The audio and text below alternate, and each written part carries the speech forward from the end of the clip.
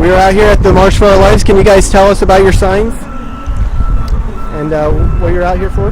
Well, it should be obvious what we're here for, along with thousands of other people. It's time for some change. Assault weapons should be banned. I'm standing in front of this soldier, the statue of a veteran, of a soldier who's a veteran. He's holding an assault rifle. He's aiming at an enemy, I imagine. And we don't have enemies here. We have children who are innocent and people who are innocent. For instance, in Las Vegas, those folks were just gathering for a concert and for goodwill, and we think that this assault ban should come about.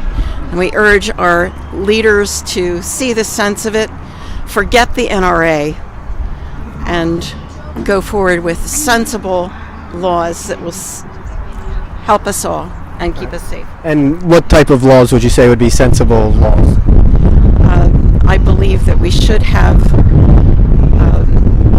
checks, background checks. I think that's sensible.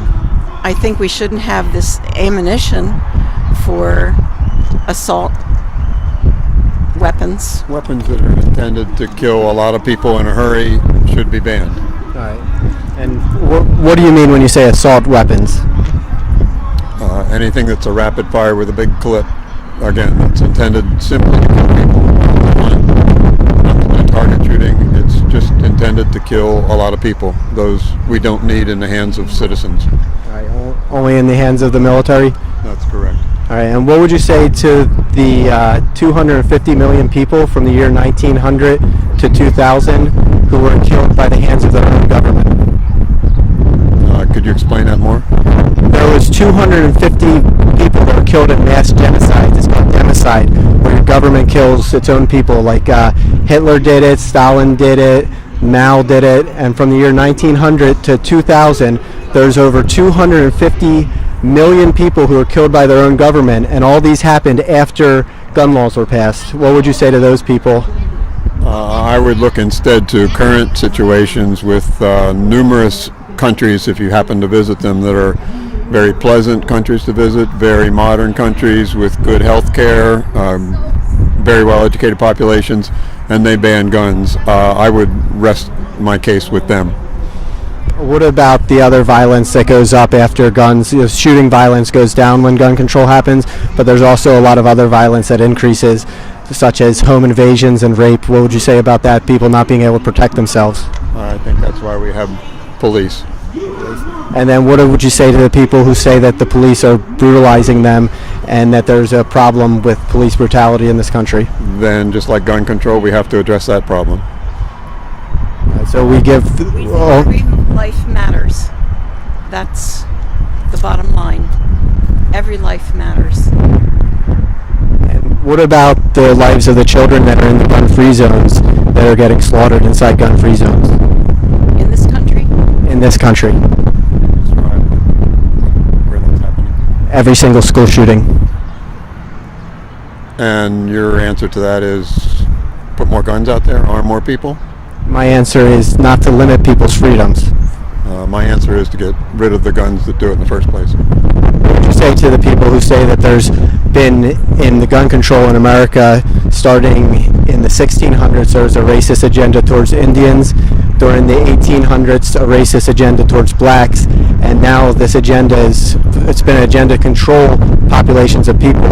So people are concerned that this is still, like all the way up into the 60s, they had gun control laws in California after the Black Panthers stormed the Capitol.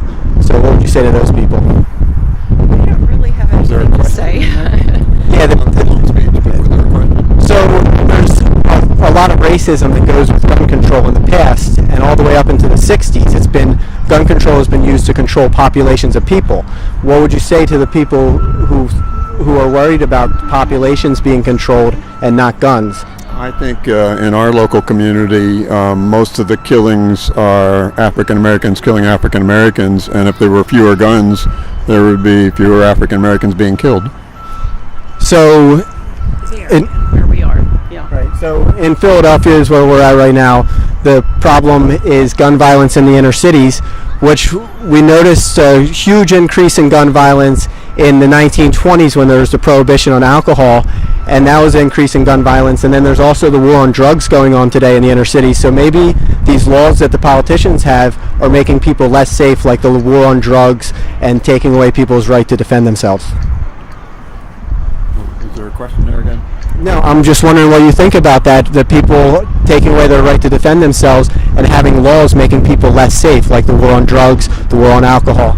Do you have any statistics about how many people actually successfully defend themselves versus get killed either accidentally or randomly, or a family member commits suicide or shoots someone accidentally? Or injured. All right. Well, according to the CDC, there's 38,000 people in the U.S. that die at the hand of somebody with a gun. Right.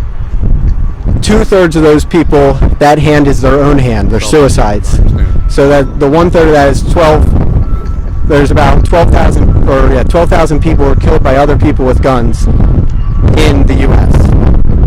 So people who defend themselves with guns, according to the CDC, is somewhere between 500,000 to 3 million. But it's a lot harder to tell how many people defend themselves because a lot of times it's just people brandishing a weapon and nothing happens. But they estimate, according to CDC, the low estimate is 500,000 and could be anywhere up to 3 million people. I tend to be much more simple in my thoughts, and if I look at Las Vegas or Parkland most recently, and if I say that those types of rapid fire I don't know how many fewer people those gunmen would have killed. My relative who was either killed or injured, and by virtue of not having these guns, they would not have been killed or injured. These guns. So what you're telling me, instead of looking at numbers and facts, you look at media propaganda? That's a solid question.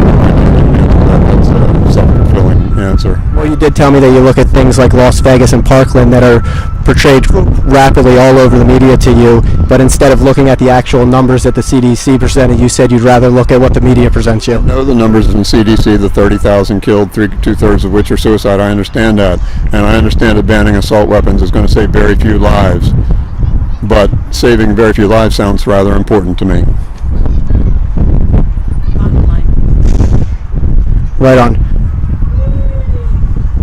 Have a good day. Thank you for your time. Now, how are you going to use this? I just posted on YouTube, so we're just trying. A card? I don't have a card, but I could tell you the name of my channel.